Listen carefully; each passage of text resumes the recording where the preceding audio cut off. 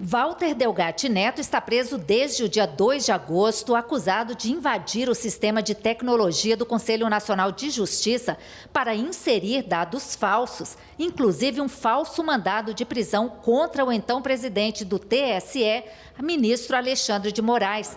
A CPMI, ele confirmou o que disse à Polícia Federal, que recebeu dinheiro da deputada federal Carla Zambelli para invadir o sistema.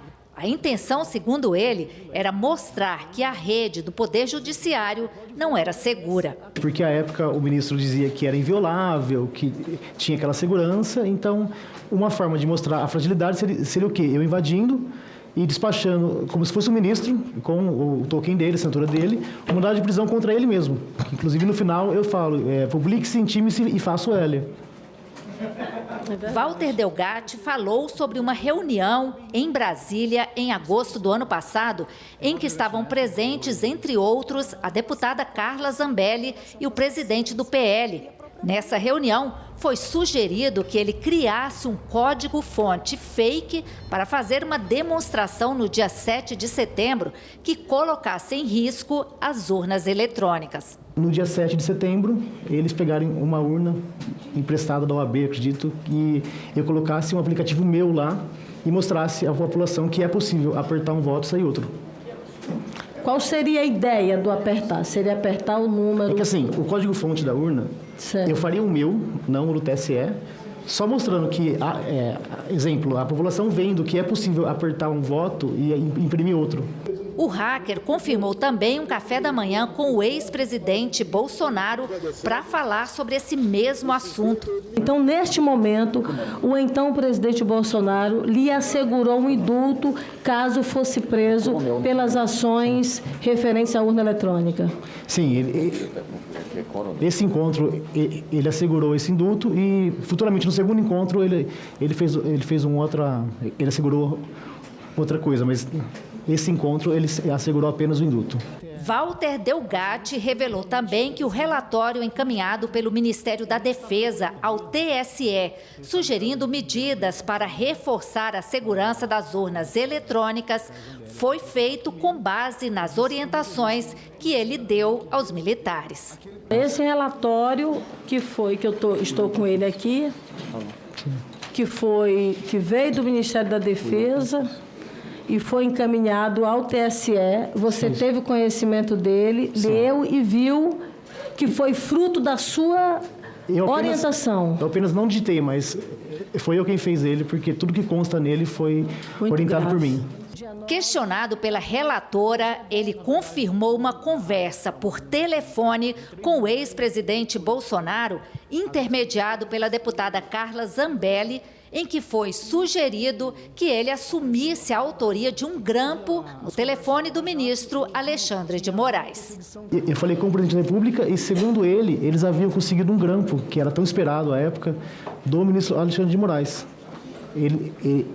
Segundo ele, esse grampo ele foi realizado já, que teria conversas comprometedoras do ministro, e ele precisava que eu assumisse a autoria desse grampo, lembrando que à época eu era o hacker da Lava Jato, né? Então seria difícil a esquerda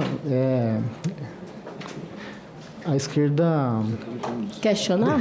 Sim, questionar essa autoria, porque lá atrás eu havia assumido a Vaza Jato, que realmente fui eu. É que o depoimento de hoje é um depoimento muito importante para os trabalhos da CPMI, bombástico, como o senhor coloca.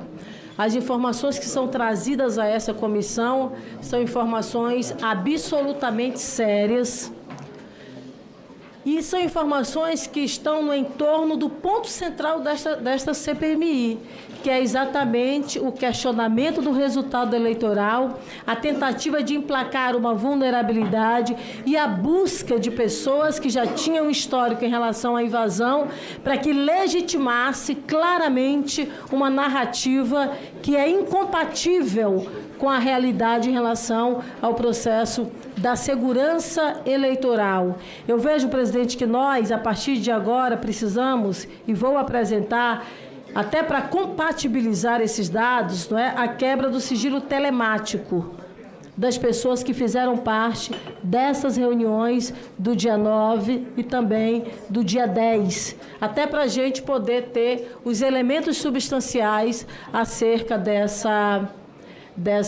acerca das informações que nós recebemos agora do depoente Walter Delgatti.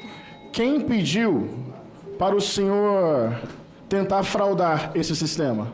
A Carla Zambelli, por ordem do presidente Bolsonaro, do ex-presidente Bolsonaro. Quem pediu para o senhor assumir a autoria de um suposto grampo contra o ministro Alexandre de Moraes? Presidente Bolsonaro. Quem te convidou para fazer propaganda eleitoral para sugerir ao povo uma suposta fraude no sistema eleitoral? Marqueteiro Duda e também o presidente Bolsonaro. Ok. Quem te encaminhou ao Ministério da Defesa para elaborar questionamentos ao TSE sobre o sistema de votação? Então, o presidente Bolsonaro. Ok. Quem te disse que se o senhor cometesse um ilícito, seria perdoado e receberia um indulto? Então, o presidente Bolsonaro. Quem te deu carta branca para agir até mesmo na ilegalidade? Ou então, o presidente Bolsonaro. Muito obrigado. Muito importante. Perguntas objetivas com respostas objetivas. Considero hoje um dia histórico para a democracia brasileira.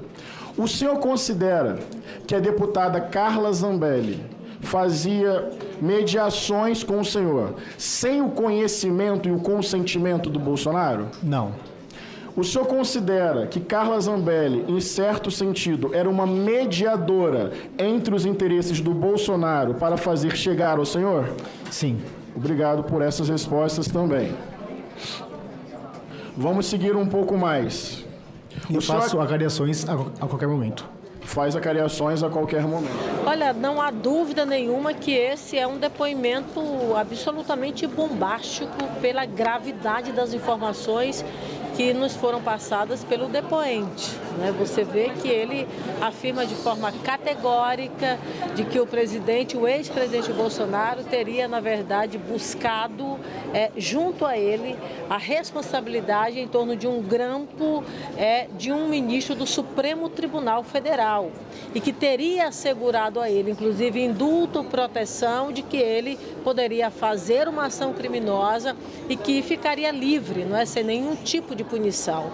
Ao mesmo tempo, também houve numa reunião física, essa anteriormente por telefone, mas houve uma reunião física onde o então presidente teria solicitado de que ele fizesse, eu diria, uma demonstração fake de fragilidade da urna eletrônica brasileira. Então, são informações graves que, de forma muito clara, seria uma tentativa de construção de elementos para justificar e apresentar uma tentativa de fraude eleitoral e automaticamente substanciar uma possível aplicação de um golpe no Brasil. Então, de fato, hoje é um dia, eu diria, marcante do ponto de vista dos trabalhos da CPMI e que, não há dúvida nenhuma, traz desdobramentos com a apresentação de novos requerimentos, tanto de aprovação de novas convocações, como também de quebra de sigilos. Eu diria que hoje os elementos apresentados a esta comissão nos dão fortes condições de, ao final, termos o indiciamento do ex-presidente Bolsonaro. Nós precisamos compatibilizar com as quebras que nós estamos defendendo que ocorra. Dentre elas, a quebra de sigilos, eu diria, de relatórios do COAF, que são os RIFs, e também essas quebras telemáticas. Esses dados que chegarão até nós, em sendo confirmadas as informações de hoje, não há dúvida nenhuma que partiremos aí para esses indiciamentos. Agora, nós precisamos aguardar esses dados que chegarão ainda à CPMI. Quais são os próximos passos? A senhora disse que a senhora defendeu uma reunião de votação de requerimentos. Que requerimentos a senhora pretende apresentar? Convocações, por exemplo, do ex-ministro da Defesa, do presidente Bolsonaro? Nós estaremos conversando com o presidente Maia para que a gente possa ter na semana que vem, eu acredito que terça-feira é o dia mais adequado, uma sessão ordinária deliberativa para que nós possamos estar aprovando esses requerimentos. Seriam quebras telemáticas das pessoas envolvidas nessas reuniões, e a reunião do dia 9 e a reunião do dia 10, e também nessa ligação telefônica que ele foi conduzido a um local, passou por uma estrada e depois a um posto de gasolina, onde ele teria conversado por telefone. Então, todas essas pessoas citadas, nós deveremos estar pedindo as quebras dos sigilos telemáticos e também os RIFs, porque há uma inclusão financeira em tudo isso, né? Ele recebeu volumes financeiros para poder, possivelmente, agir da forma como foi apresentada e a proposta como foi apresentada. Então, todos esses requerimentos, inclusive de convocações, nós estaremos apresentando para terça-feira. Também até de acareações, porque as informações deles são pertinentes e já há, por exemplo, inquéritos que caminham aonde a gente poderá fazer a compatibilidade dele com outras pessoas citadas nesses inquéritos.